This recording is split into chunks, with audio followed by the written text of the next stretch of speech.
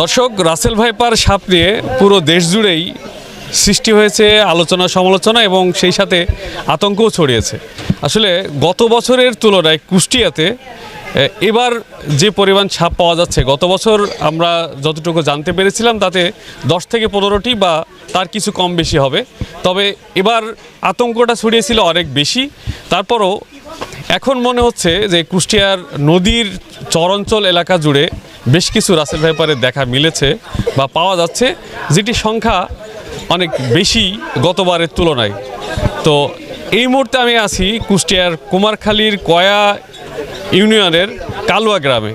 এখানকারই একজন জেলে, যিনি পদ্মা নদীতে দোয়ার জাল দিয়ে মাছ ধরতে গিয়ে আজকে সকালেই একটি রাসেল ভাইপার পেয়েছেন। তিনি সেটা নিয়ে এসে বাজারে রেখেছেন। তো আমরা এখন কথা বলবো তার সাথে, যিনি এই সাপটি পেয়েছেন।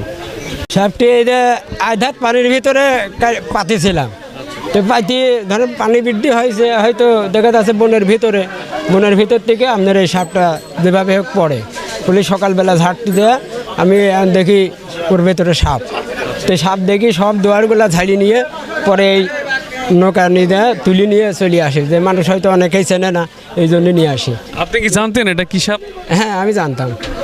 এর আগে দেখেছেন? হ্যাঁ, এ অনেক গত বছরও 3-4টি আমার ধরে ছাড়ি দিয়েছি। আমি তো জানতাম না যে এত বড় বিষাক্ত সাপ, তাই এবার আবার নিয়ে আসি। তো অনেক মানুষ হয়তো চেনে না, এই জন্য নিয়ে আসি।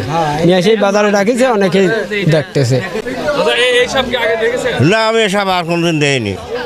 এখনই দেখতে সিলিতে সে মাথা না, সে অন্য ধরনের ধুলা মুড়া গুকু সাপ মাপ, আর এ তো নতুন সাপ। এই সাপটা সকালে দেখার সঙ্গে সঙ্গে আমি 999-এ ফোন দিই।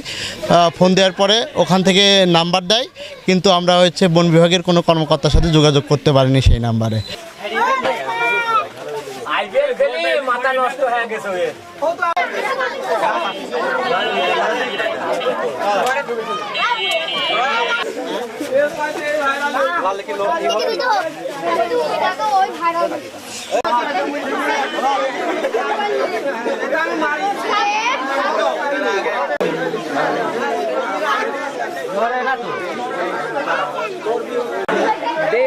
দেখি রে ভাই,